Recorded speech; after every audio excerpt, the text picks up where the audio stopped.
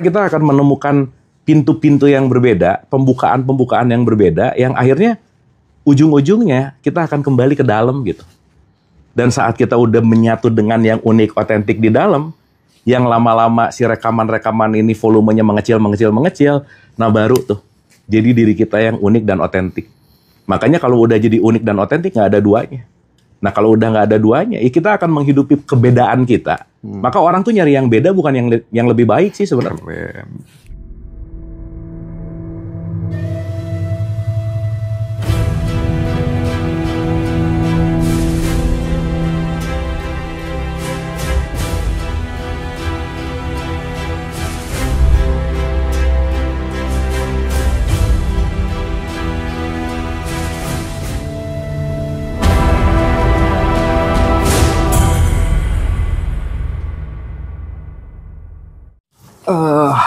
Terima kasih Kang Abu udah hadir kembali di Ngaji Roso. Ngaji Roso tuh pokoknya kalau nggak ada jadwal pasti diprioritasin aja. Gitu ya, Kang ya. Sorry Mas, kemarin memang lagi turbulence jadi bisanya hari ini akhirnya. Kita kangen-kangenan lagi dengan Kang Abu ya, teman-teman. Jadi kita ngobrol yang ringan-ringan dulu lah ya. Saya tuh kemarin butuh ini Kang Abu, butuh insight dari Kang Abu gitu ya. Ternyata masih banyak teman-teman itu yang masih bingung untuk merekonsiliasi antara free will dengan takdir gitu. Monggo Kang Abu mau mulainya dari mana gitu supaya malam hari ini itu clear gitu. Kayaknya nggak pernah clear sih Mas Hendra. Soalnya setiap tahapan kehidupan kan kita pasti pengupasannya akan lebih beda gitu. Mungkin aku akan mengawali dari konteks free will dan takdir ini. Aku mau mengawali dulu dari mekanismenya Mas Hendra. Supaya kalau kita bicara mekanismenya kan kita lebih ngerti apa yang terjadi gitu ya. Jadi gini. Saya mau mendisklaimer dulu seperti biasa teman-teman bahwa saya di sini bukan mau memberikan wejangan, bukan mau ngasih ceramah atau paling tahu enggak, karena kita sama-sama tahu bahwa tidak ada orang yang berubah karena sering dikasih ceramah, karena perubahan itu datang dari contoh dan perubahan itu datang dari latihan, sehingga ini adalah footnote kecil aja atau catatan-catatan kecil yang mudah-mudahan yang teman-teman dengarkan ini menambah sedikit aja setidaknya pengetahuan dan sesuatu yang bisa dikunyah dalam konteks yang namanya pemikiran gitu. Oke. Kalau kita bicara tentang free will dan takdir, saya langsung ke bahasa dulu aja ya. Free will itu kan sebetulnya lebih kepada keputusan. Takdir itu adalah ukuran. Nah yang bahaya adalah keputusannya tidak sesuai dengan takarannya gitu. Pengennya 100 liter, tapi wadahnya cuma 1 liter gitu Mas Hendra. Itu yang chaos tuh. Keinginannya besar, tapi wadahnya nggak cukup gitu. Sehingga banyak orang yang selalu fokus kepada pemenuhan keinginannya, tapi lupa membesarkan wadahnya gitu. Nah, saya mau mengambil dulu dari perspektif gini. Jadi gini ya teman-teman. Kalau kita sadari, siapapun yang hidup, begitu dia hidup, begitu dia lahir, usia 0 sampai 3 tahun, begitu dia lahir ya, let's say range antara 0 sampai 3 tahun, kita semua tuh jadi perekam yang ulung, Mas Hendra. Jadi kita tuh merekam, merecord, dimasukin rekaman. Jadi kalau disadari ya Mas, kita tuh kumpulan rekaman selama hidup loh. Dan rekaman itu banyaknya datang dari faktor eksternal gitu. Sehingga ketika kita 0 sampai 3 merekam, akhirnya setiap rekaman itu hidup menjadi makhluk di dalam diri kita. Dan itu menjadi banyak sekali gitu Mas. Nah, yang namanya makhluk hidup, dia perlu dikasih makan terus gitu.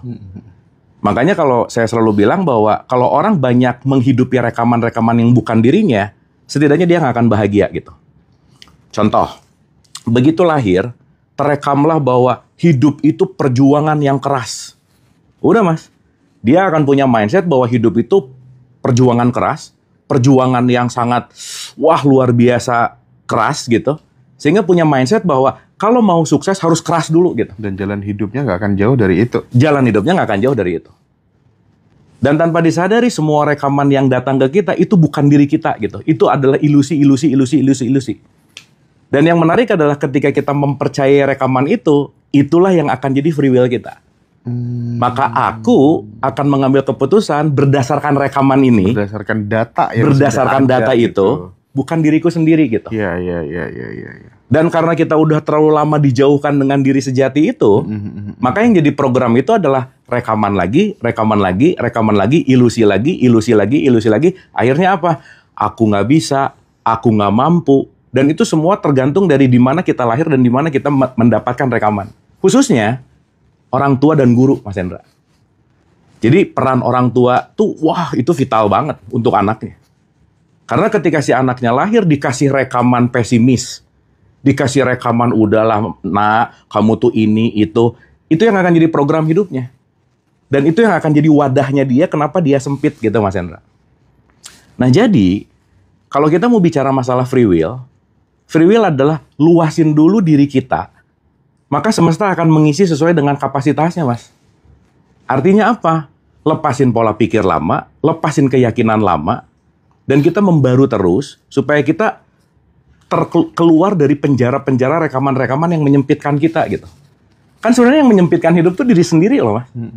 Mindset kita, karena apa yang menjadi mindset kita itu rata-rata dari rekaman yang datang dari orang lain gitu. Nah makanya kalau balik lagi ke masalah free will sama takdir, ketika orang udahlah udah takdirnya gini, sebenarnya bukan udah takdirnya gini, takdir tuh dinamis gitu loh Mas. Tergantung dari bagaimana kita mau melepaskan diri dari rekaman-rekaman ilusi kita, dari semua mindset sempit kita untuk selalu meluas gitu. Nah makanya, kenapa sih ada kata-kata gini Mas? Saat kita bermain lebih jauh, kita akan melihat kondisi yang lebih luas, dan kita akan melihat bahwa ternyata selama ini aku terpenjara oleh mindsetku di tempat yang sangat luas banget gitu. Jadi kalau mau pakai analogi teologis banget gitu ya, yang maha tidak terbatas itu hanya dibatasi oleh pikiranmu dan kesempitan rekaman-rekaman kita gitu. Karena yang maha tidak terbatas ini kalau kitanya meluaskan, dia ngikutin terus gitu loh Mas. Nah, memang yang paling susah adalah bagaimana melepaskan masa lalu kita, ilusi, ketakutan kita, kekhawatiran kita, kebimbangan kita, untuk kita menembus sesuatu yang bukan diri kita yang lama gitu. Nah, jadi kalau sekarang dibilang bahwa kita punya keputusan kok, punya keputusan untuk mengambil keputusan yang sama, punya keputusan untuk menggunakan pikiran yang sama, atau mau berubah dari diri kita yang kemarin gitu. Nah artinya apa? Begitu kita mulai menyadari bahwa oke, aku mau cukup dengan rekaman-rekaman lamaku kalau hidup itu penuh dengan A, penuh dengan B, penuh dengan C, aku mau merubah mindset. Maka start dari apa? Tambahlah pengetahuan Mas. Karena kalau pengetahuan kita nggak banyak, data kita sedikit.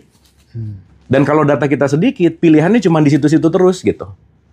Makanya sebisa mungkin ada kata-kata hijrah Mas. Ganti circle minimal. Circle-nya jangan yang di situ-situ terus gitu. Akhirnya kalau circle-nya berubah ke yang lebih besar, knowledge kita lebih luas, at least pemikiran kita lebih terbuka gitu. Nah, yang lebih bahaya lagi adalah keyakinan sih Mas. Saat keyakinan tidak dihancurkan, maka kita akan menggunakan program yang sama gitu. Maka penting banget juga untuk merevisi keyakinan kita yang kemarin gitu. Karena misalnya ya, kebayang nggak Mas Hendra kalau dari kecil yang namanya belum ada critical thinking, begitu keyakinan orang tua saya ngasih tahu bahwa Abu, kamu yakin aja kalau nanam cabai nanti keluarnya durian. Aku bisa yakin seumur hidup loh Mas. Tapi pada nyatanya ternyata nggak kejadian. Oh jangan-jangan keyakinan saya yang salah nih gitu. Jangan-jangan keyakinan saya yang tidak tepat sehingga membuat hidup saya tuh terkotak dengan konteks yang namanya levelnya di situ-situ terus gitu. Nah kesempitan terjadi di situ.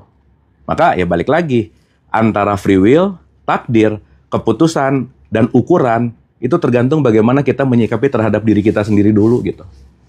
Jadi jangan gini Mas, udahlah aku tuh emang udah enggak. Karena mau nggak mau, aku punya 3 stage lah Mas, paling gampang gitu. Hidup ini kata kuncinya, kalau mau pinjam dari Wisdom Borobudur gitu, ada yang disebut dengan ngunduh wohing pakarti Mas. Kita tuh cuman hanya akan menikmati sesuatu yang kita lakukan. Dan itu adalah konsekuensi, nggak bisa enggak gitu. Nah sehingga kalau kita bicara dalam konteks yang namanya free will dan takdir, pertanyaannya adalah, hari ini aku masih pakai program yang lama atau enggak gitu? Aku masih terpenjara dengan kekecewaan masa lalu atau tidak gitu?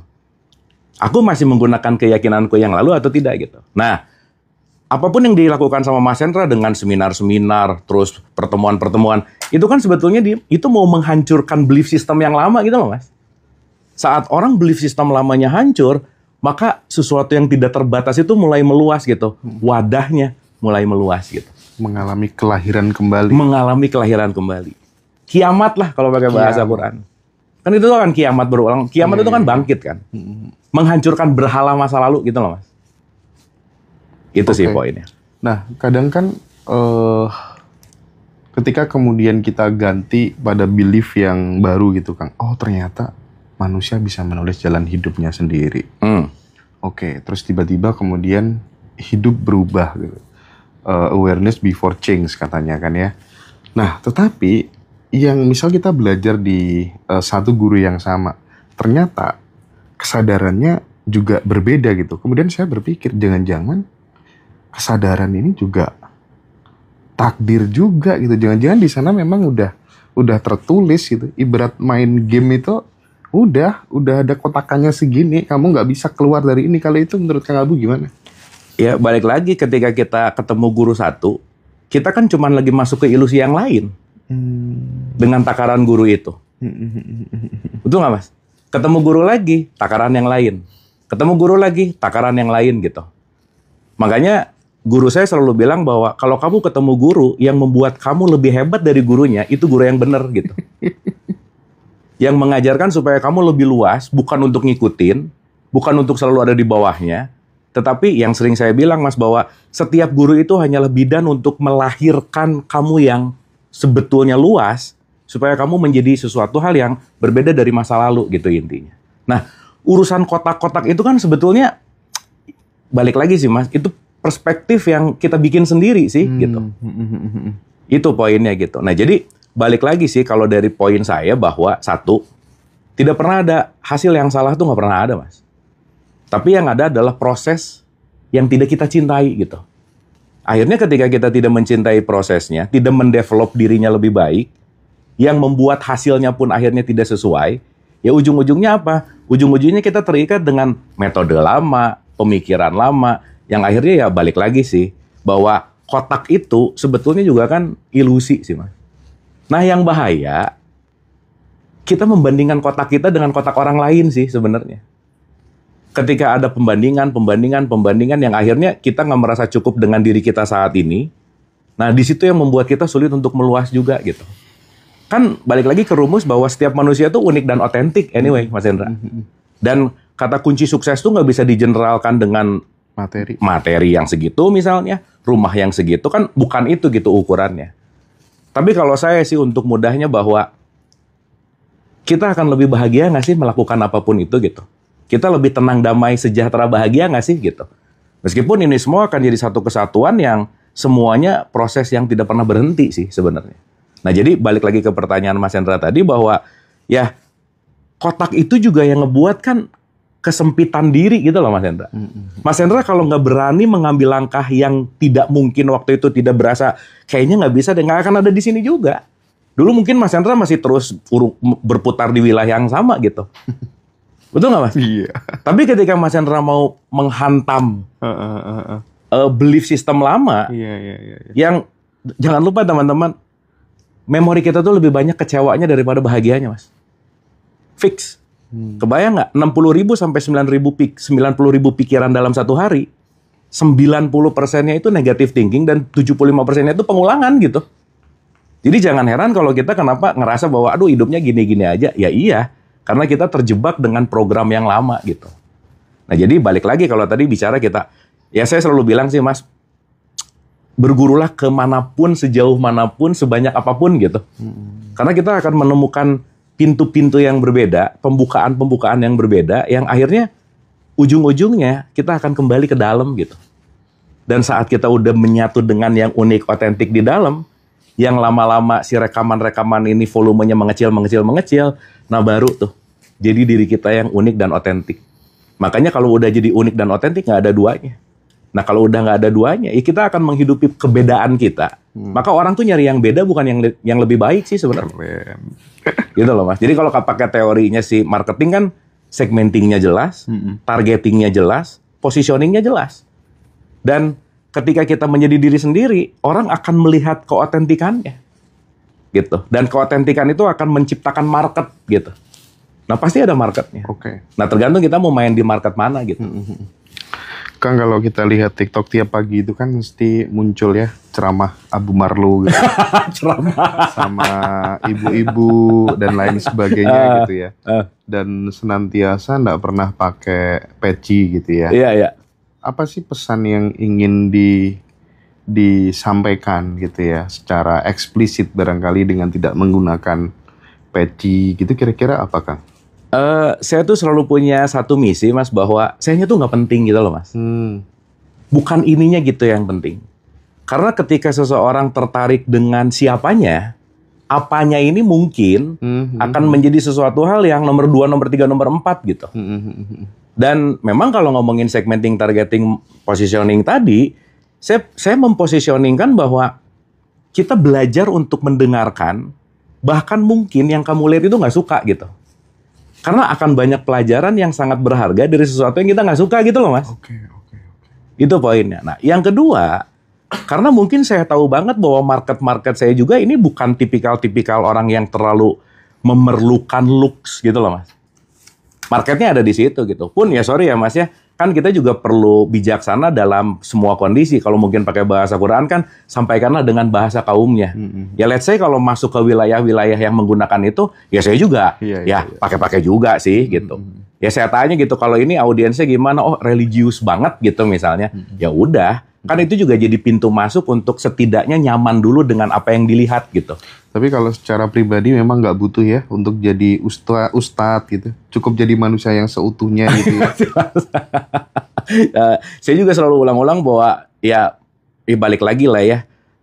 Labeling itu menurut saya sesuatu hal yang bukan hadir atau bukan dipasang karena saya pengen mengustadkan diri gitu.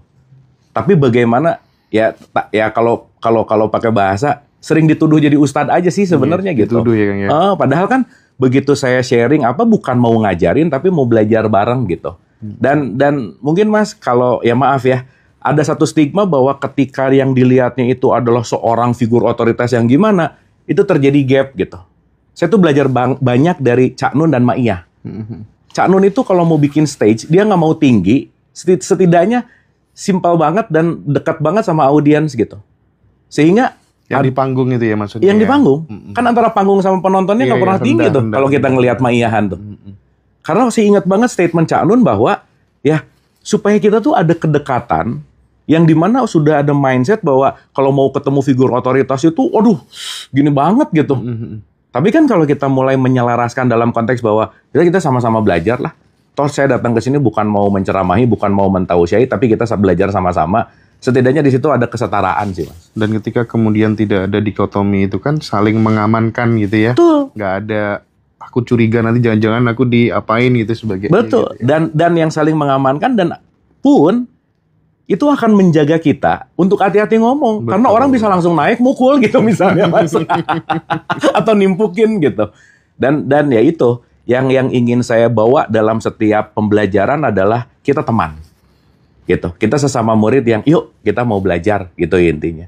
Nah pun kembali ya mungkin karena 95% market saya yang memang open mind dan gak terlalu sibuk dengan urusan looks gitu. Dan memang juga pembahasannya yang ya sangat terbuka lah gitu ya si open tadi. Jadi buat saya sih aksesoris gak terlalu signifikan sih Mas Hendro. Tapi sangat memberikan sebuah warna yang baru sih Kang Abu. Artinya kita beragama tanpa harus kemudian kita harus masuk di komunitas klub suci tertentu gitu kan. Itu yang terasa banget gitu loh. Jadi beragama tuh nggak harus institusional gitu ya. Dikit-dikit kola Rasulullah gitu kan ya. Itu terasa banget loh, serius. Iya. Karena saya ngelihat gini ya Mas Hendro, dan kalau kita ngelihat ya bahwa kan ada kata-kata gini, terkoneksilah sebelum mengoreksi. Terkoneksilah sebelum mengoreksi. Kalau kita nggak connect, kita nggak bisa saling koneksi gitu, koreksi gitu, quote and quote ya, belajar gitu. Nah, kebayang nggak kalau udah ada rasa kerisihan dari tampilan yang ngerasa bahwa ini gimana banget, agamis banget, dan ada orang yang ngelihat dalam konteks bahwa wah kayaknya ada gap gitu loh Mas Hendra. Tapi kan akan lebih asik di warung kopi, santai sambil ngopi, nggak usah ada kata-kata dalil yang terlalu banyak, ayat-ayat yang terlalu gimana. Tapi kan yang terpenting adalah yang kita ajak ngobrol tuh dapat rasanya gitu loh, Mas. Karena orang akan mengingat bagaimana kita bukan masalah kita mengucapkan, tapi ketika dia merasakan sesuatu yang kita ucapkan, nah rasanya itu yang nggak akan lupa sih, Mas. Nah, saya sih belajar bahwa bukan masalah memperpanjang dalil atau apa-apa, tetapi bagaimana orang yang mendengar, dia mendapatkan experience sehingga dapat aha moment di situ gitu loh, Mas. Makanya, ya saya pribadi, Mas, saya selalu mau belajar untuk mensimplifikasi apapun yang perlu disampaikan gitu. Karena saat kita membuat segala sesuatu lebih simpel dan lebih dimengerti, itu kan lebih gampang dikunyah dan untuk dilakukan gitu loh, Mas. Nah itu kan pendekatannya bukan dengan ketakutan, bukan dengan harus, tapi pendekatan dengan friendly gitu. Ya kalau pakai bahasanya Rasulullah kan bersahabat lah, Mas. Gitu. Sahabat kan santai gitu. Jadi ngaji tanpa panggung, iman tanpa label gitu kira-kira ya. Ya nggak sih? Benar. Jadi menemukan pelajaran-pelajaran penting dalam setiap lorong kehidupan gitu Betul. ya. Betul. Dan akhir-akhir ini justru aku sering berjumpa sama orang-orang yang kelihatannya Kang Abu sangat tidak spiritualis gitu ya, tapi ketika kemudian ngobrol lebih dekat, lebih deep gitu, dia baru cerita gitu bahwa ternyata hampir setiap orang itu punya keunikan sendiri-sendiri, terbimbing dengan cara semesta sendiri-sendiri. Wih, itu keren banget. Jadi ketika kemudian Kang Abu cerita, Pak Wayan cerita, ternyata di luar sana juga banyak orang-orang yang mengalami hal yang sama gitu loh. Mas, aku pengen menggarisbawahi dulu tentang spiritualitas. Ya mungkin, ya mohon jangan spiritualitas tuh jangan dipikir yang gimana ya, ndaki-daki atau gimana. Enggak gitu sih, Mas. Simple. Hal yang spiritualitas adalah yang membuat diri kita bertransformasi, Mas. Apapun itu. Saat kita ngobrol atau orang ngobrol, kita ngobrol sama orang atau kita ketemu orang yang membuat kita transformasi, itu adalah terjadi komunikasi spiritualitas sebenarnya, Mas. Dan itu kan nggak mungkin kalau kitanya nggak terkoneksi dulu gitu. Dan keterhubungan itu kan nggak bisa dipaksa sih, Mas. Nggak bisa gitu ya. Kenyamanan tuh, ya kan kita tahu ya bahwa basic design otak kita tuh bukan nyari bener atau salah sih. Nomor satu, nyaman dulu. Karena kalau udah nyaman, udah settle, kasaran kata frekuensinya ceklek, that's it, Mas. Dan kita bukan mau menggurui, bukan mau memberikan wejangan, tapi kita mau sama-sama bertumbuh gitu. Karena kata kunci spiritualitas menurut subjektif saya, sesuatu yang membuatmu bertumbuh. Apapun itu gitu. Apapun itu. Jadi kita bisa belajar sama siapapun gitu. Ada orang yang ngobrol gini, dapat insight dan aku bertumbuh dari omongan dia. Itu guru spiritual gitu. Iya. Ya kan guru spiritual nggak harus punya gelar lah, pakai apa, nggak gitu sih, Mas. Itu sih. Kalau dari perspektif yang kenapa tadi balik ke pertanyaan, aku nggak menggunakan aksesoris gimana gitu, karena aku tahu marketku gitu. Karena majority marketku atau segmennya ya memang di area-area yang sangat santai gitu. Gitu sih. Jadi benar-benar mengedukasi bahwa agama itu sebagai jalan cinta gitu ya, bukan untuk menakut-nakuti yang selama ini kan status quo. Tuh, kan seperti itu ya. betul. Jadi benar-benar yang dilakukan Abu Marlo dan kawan-kawan yang lain tuh ya mengguncang status quo ya sebenarnya. Kan pilihannya cuma ada dua, mau mengulang atau mau mendobrak. Oh iya. Kalau mengulang kan gitu-gitu terus, Mas.